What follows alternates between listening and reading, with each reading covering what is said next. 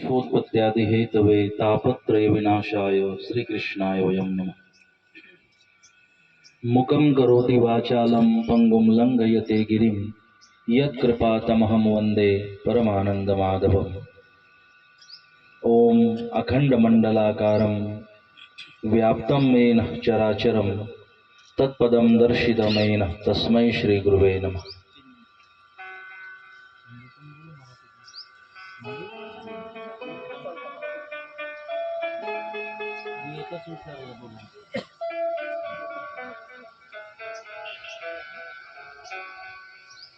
सबके हृदय में चैतन्य स्वरूप से विराजमान परम कृपालु परमात्मा को प्रणाम करता हुआ उपस्थित आप सभी दिव्य आत्माओं को सप्रेम जय श्री कृष्ण।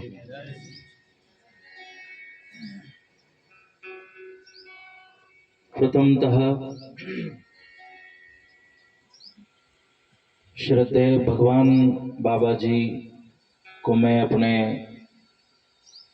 सतपंथ परिवार की ओर से अखिल भारतीय संत समिति की ओर से और अखिल भारतीय अखाड़ा परिषद की ओर से मैं विनम्र श्रद्धांजलि अर्पित करता हूँ और परम कृपालु परमात्मा के श्री चरणों में प्रार्थना करता हूँ कि इस दिव्य आत्मा को परमात्मा अपने श्री चरणों में आश्रय दे, जीवात्मा को सद्गति प्रदान करे। ऐसी परम कृपालु परमात्मा को मैं प्रार्थना करता हूँ और श्रद्धांजलि अर्पित करता हूँ। और भगवान बाबा के जाने से संपूर्ण परिवार में जो भी एक प्रेम के कारण, उनके आशीर्वाद के कारण, उनके सहयोग पुरुषार्थ के कारण परिवार को दुख तो है। इस दुख में मेरी सारी संवेदनाएं श्रद्धेय श्याम चैतन्य जी और समूचे परिवार के साथ मेरी पूरी संवेदनाएं हैं। मैं उस दिन उपस्थित नहीं रह पाया, बाबा जी की हमारी बात भी हुई थी, लेकिन दिन दिवाली का था और संत थोड़ा विवेकी होते हैं। संतों को भावनाशील, संतों को संवेदनशील शब्द अलग है, भावनाशील अलग है। संतों को ममत्व बंधन और इनसे ऊपर उठ के थोड़ा राष्ट्र और धर्म सेवा में रहना पड़ता है। इस कारण से उस दिन बाबा जी हमने कहा कि जब जरूरत थी, जब भगवान बाबा थे, तो एक ही दिन सुबह बाबा जी हॉस्पिटल आशीर्वाद देकर आए थे और शाम को मैं भगवान बाबा को मिलने हॉस्पिटल जाके उनको मिल आया था और आश्वासन दिया था। और जब वो थे तब बाबा जी से भी और मेरे साथ भी उन्होंने बात की थी। तो हमारी बात ये हुई कि जब बाबा जी थे तब हम उनकी मुलाकात करने गए थे, वो हमें प्रसन्नता है, बात हुई। तो हम जब ये उत्तर क्रिया होगी तब श्रद्धांजलि सभा में जाना हमें उचित होगा। तो इस कारण आज बाबा जी की भी व्यस्तता थी, मेरी भी व्यस्तता थी, लेकिन श्याम चैतन्य जी के इस प्रसंग में, इस दुख की घड़ी में हमें उनके साथ खड़े रहना, उनके इस आयोजन में उपस्थित रहना उतना ही जरूरी लगा जितना अपने आश्रम की जिम्मेदारी हमारे लिए जरूरी लगी। क्योंकि हमेशा शाम वहाँ पहुँचते हैं जहाँ जरूरत हो, जहाँ वो कुछ कर सकते हैं और संत समाज में भी अच्छे सुपरिचित है उनके स्वभाव और पुरुषार्थ के कारण। इसलिए आज हमें उपस्थित रहना यहाँ जरूरी था। वैसे बाबा जी को भी मैं, भगवान बाबा जी को बहुत सालों से जानता हूँ, उनकी सरलता, माता जी को जानता हूँ, उनकी सरलता सहजता। और एक हमें विशेष लगा कि श्याम जी ने अपना एक विरक्त जीवन भी वो जी रहे हैं, एक आध्यात्मिक जीवन भी, धर्म सेवा भी कर रहे हैं, और साथ साथ जब उनको लगा कि मातृदेवो भव पितृदेवो भव जो हमारी संस्कृति है तो उनकी सेवा भी जरूरी है, तो विरक्त होने के बाद भी उन्होंने जिम्मेदारी अपने माता पिता की अपने पास ली और माता पिता को वो संभाल रहे। पिताजी की जब तक थे उन्होंने बहुत बड़े भाव से श्रद्धा से उन्होंने सेवा की। कोरोना के समय में जब माता जी बीमार थी, लगभग तो चली ही गई थी माता जी उन दिनों भी, लेकिन श्याम जी उनको वापस ले आए, इस तरह की सेवाएं उन्होंने दी। तो एक उदाहरण भी है कि हम इस तरह से विरक्त होने के बाद धर्म सेवा करने के साथ साथ जरूर पढ़ने पर हमने परिवार जिन्होंने हमें जन्म दिया, दुनिया दिखाई, चलना सिखाया, बोलना सिखाया, रहना सिखाया, सब कुछ, तो उनके प्रति भी हम उनके ऋण में रहते हैं, तो उनके प्रति भी हमारा भाव जरूरी है। तो श्याम जी का एक उदाहरण है कि माता पिता भी जीवन में जरूरी है और उनकी सेवा भी उतनी ही जरूरी है। तो मैं बहुत धन्यवाद देता हूँ श्याम जी को कि उन्होंने जिम्मेदारी लेते हुए माँ बाप की, ऐसे नहीं कि कई बार हम देखते हैं, आपने टीवी में न्यूज में देखा होगा कि माँ बाप इतने परेशान है, माँ बाप इतने रो रहे हैं, और रोने का कारण कि अकेला बेटा था और अकेला बेटा महाराज बन गया, साधु बन गया। तो साधु बनना जरूरी है, लेकिन माँ बाप को दुखी बना के नहीं। बाबा जी भी साधु बने, मैं भी साधु बना, लेकिन बाबा जी साधु बने माँ और पिताजी के आशीर्वाद से, आज्ञा से और उनकी प्रसन्नता से साधु बने, इसमें कोई दिक्कत नहीं। मैं साधु बना तो इसमें मेरे माँ बाप की आज भी, और जब साधु दीक्षा ली उस दिन भी प्रसन्नता थी। साधु बनने का मतलब ये नहीं है कि माँ बाप को हम दुखी करें और उनके परेशानी का कारण बने। परेशानियों को दूर करने के लिए साधु बना जाता है, न कि परेशानियों का निर्माण साधु बनने से होना चाहिए। तो कई बार हमने कई परंपराओं में देखा कि माँ बाप दुखी है, रो रहे हो, और ठीक है, जब तक हम साधु नहीं बन सकते माँ बाप को हम राजी नहीं करते, इसके लिए समझाते नहीं। तो एक बहुत अच्छा एक संगम श्याम जी के इस वातावरण में दिखाई देता है कि उन्होंने वो जिम्मेदारी भी अपनी निभाई, माता जी की जिम्मेदारी आज भी निभा रहे, वो करके आश्रम धर्म कार्य चलाना, तो अपने आप में एक उदाहरण है। तो इसके लिए मैं श्याम जी को हृदय से धन्यवाद देता हूँ। रही बात मृत्यु की, तो हमारे शास्त्रों ने हम सबको कहा कि मृत्यु शरीर की होती है जो नाशवान है, क्षणभंगुर है, जिसको पानी के बुलबुले की तरह माना जाता है, क्षणिक क्षणभंगुर जीवन है। इसलिए ना शरीर समाप्त होता है, पंच महाभूतों में शरीर विलीन होता है, लेकिन जब बात आत्मा की आती है तो आत्मा अजर अमर अविनाशी है। आत्मा की न मृत्यु होती है, न आत्मा का जन्म होता है, न आत्मा को अग्नि जला सकता है, न आत्मा को दफनाया जा सकता है। आत्मा चिदानंद रूप शिवोहम शिवोहम, आत्मा अलिप्त है। तो हम आत्मा की अनुभूति अगर करते हैं तो जीवन का कल्याण है, आत्मानुभूति है। किसी ने मुझे पूछा कि मोक्ष किसे कहा जाता है, मोक्ष की व्याख्या आप एक लाइन में क्या कर सकते हो? तो हमने अपने आप को शरीर मानना ये बंधन है, और मैं आत्मा हूं ये ज्ञान प्राप्त होना ये मुक्ति है, ये मोक्ष है। मोक्ष की कोई लंबी चौड़ी व्याख्या की जरूरत है नहीं, बस मोक्ष की व्याख्या है कि मैं आत्मा हूं, मैं शरीर नहीं हूं। बंधन तब होते, माया आसक्ति, और ये हम फंसते तब है जब हम अपने आप को, मतलब जो क्षणभंगुर छूटने वाला है, जो क्षणिक है, उसे अपना मान बैठते हैं, इसे कहते बंधन। लेकिन जो आत्मा की समझ प्राप्त करते हैं, जो अपने आप को आत्मा मानते हो, तो वो मुक्ति के अधिकारी है। तो हम शरीर नहीं, हम आत्मा है, इसका ज्ञान सभी संप्रदायों ने दिया।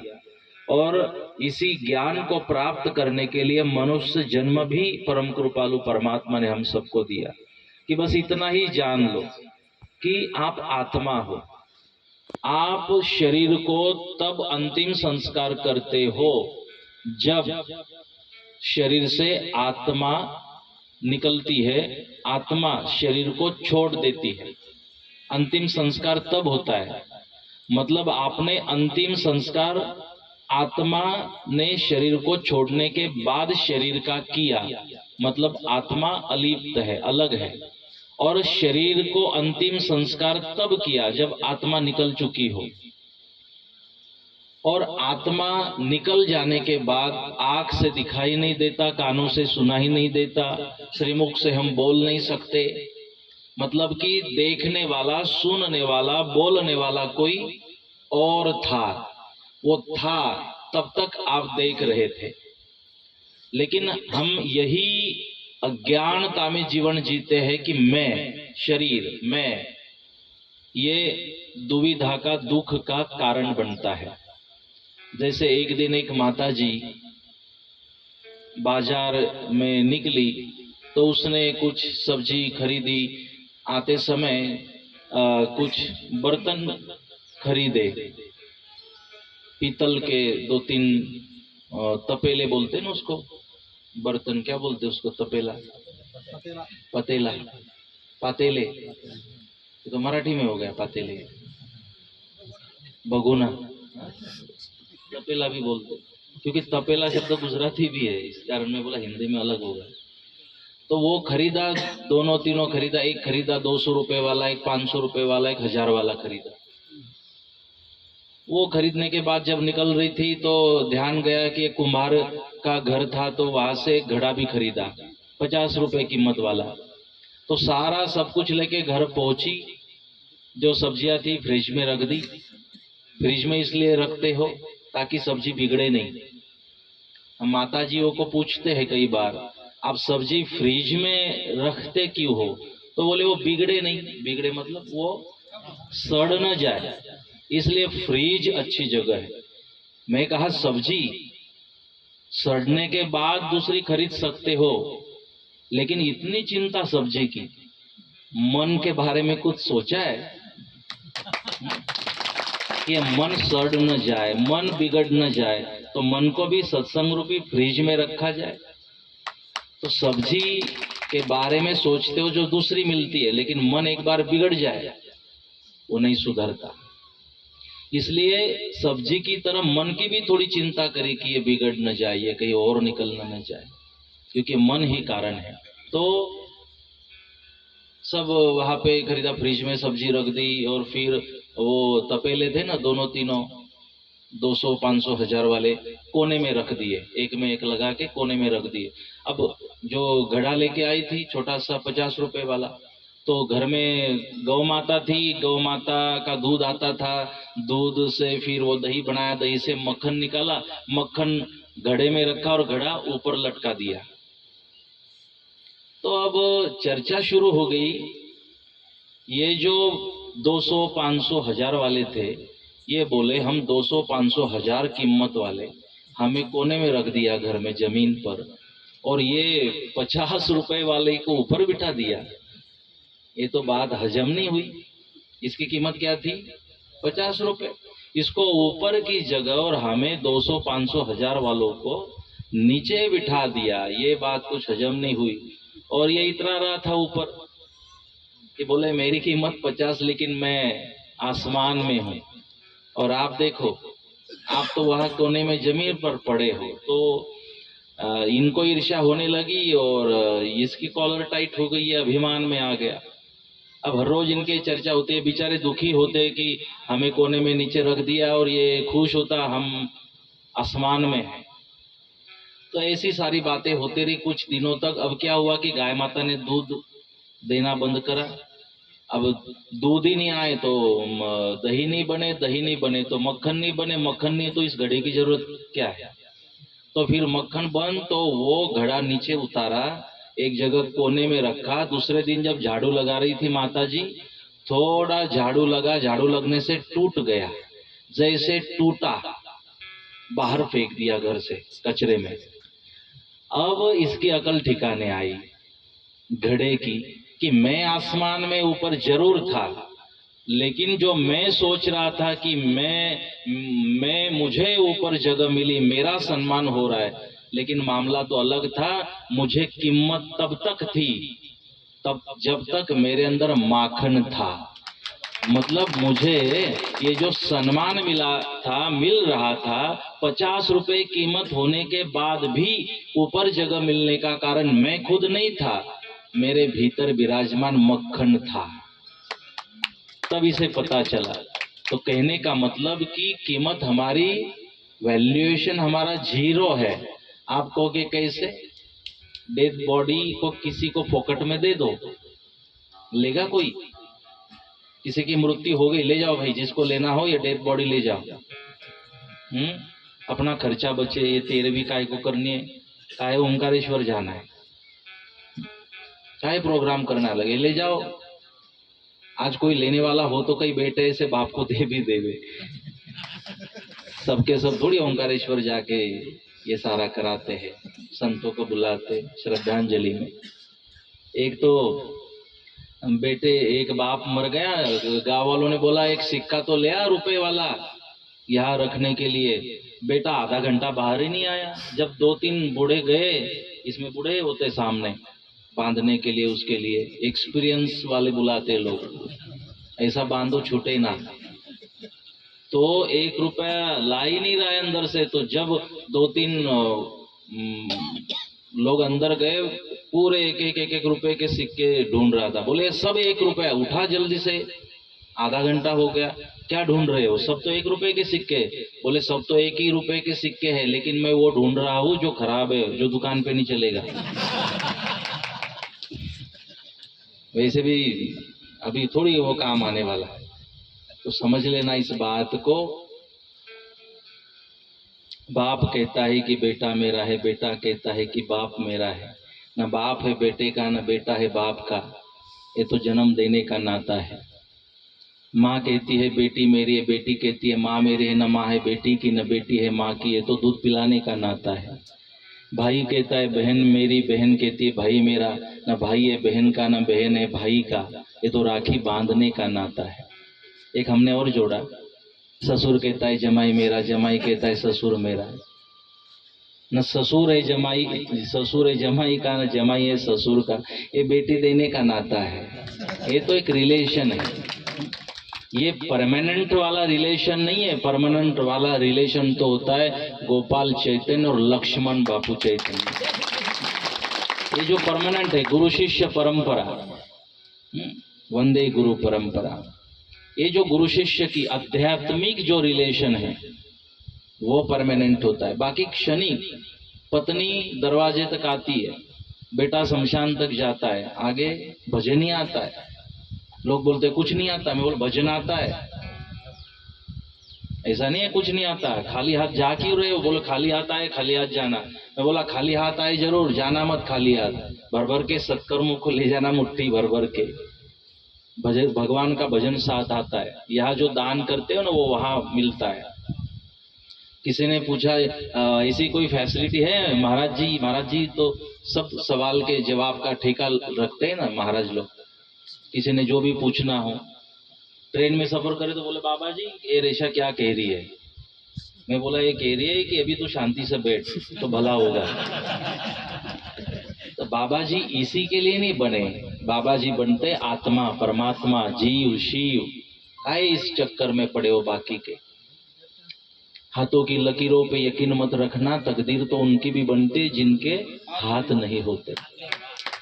तो ये उसने कौन सा सवाल पूछा था?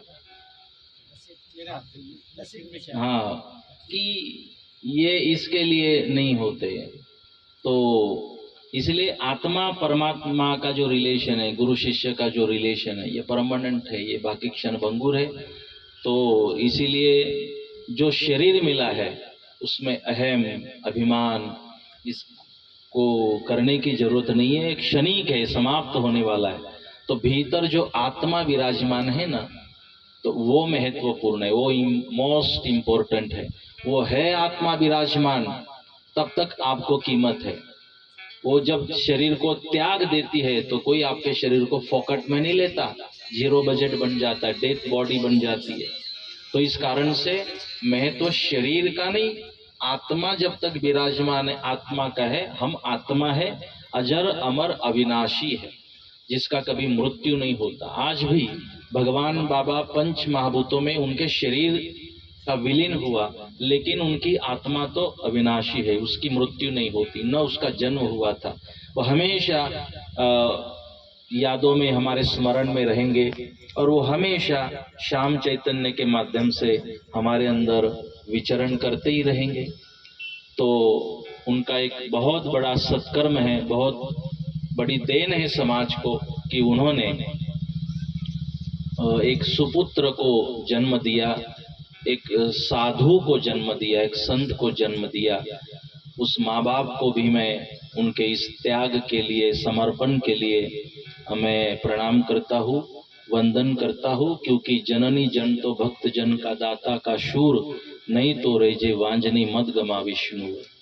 हम पुत्र को जन्म तो देते हैं, लेकिन संतों ने कहा जननी जन तो भक्त जन का दाता का शूर। एक तो भक्त हो, वो दातार हो, वो शूर हो, ऐसे पुत्र को जन्म देना। नहीं तो फिर चिल्ली ले गई, बिल्ली ले गई, हो गई बाटम बाट। आप मुर्गी का थाट देखते हो ना, कितने चलते पीछे बच्चे। मुर्गी जब बच्चे देती है तो लेकिन इतने बच्चे होने के बाद भी चिल्ली ले गई, बिल्ली ले गई, हो गई बाटम बाट, एक नहीं बचता। तो कितने बच्चों को जन्म दिया है जरूरी नहीं है, लेकिन जिन्हें जन्म दिया वो सुपुत्र हो, वो दातार हो, वो वीर हो, शूर हो, वो भक्त हो, ऐसे सुपुत्र को जन्म देना जरूरी है। तो मैं पूज्य पिताजी को प्रणाम करता हूँ, अभिवादन करता हूँ। आज की हमारी इस सभा में, श्रद्धांजलि सभा में पूज्य बाबा जी भी यहाँ उपस्थित है, जिनका बहुत अच्छी तरह से, एक सुचारू ढंग से मार्गदर्शन चैतन्य साधक परिवार को हमेशा मिलता रहा है। जैसे कि संचालक श्री ने कहा कि बाबा जी ने, क्योंकि एक महान शक्ति के कार्यों के बाद उन शक्तियों ने जो कार्य किया, उन कार्यों को संभालने के लिए भी उतनी ही पावर की जरूरत होती है। बापूजी तो ये सारा करके गए, लेकिन इसे संभालना भी उतना ही महत्वपूर्ण था। और बहुत ही बढ़िया तरह से बाबा जी ने, पूज्य गोपाल चैतन्य बाबा जी ने इसे संभाला। तो इनके कार्यों को भी मैं प्रणाम करता हूँ। और बापूजी के प्रति और बापूजी को मेरे प्रति जो प्रेम था, उस कारण से मैं बापूजी के समय से आश्रम से जुड़ा था।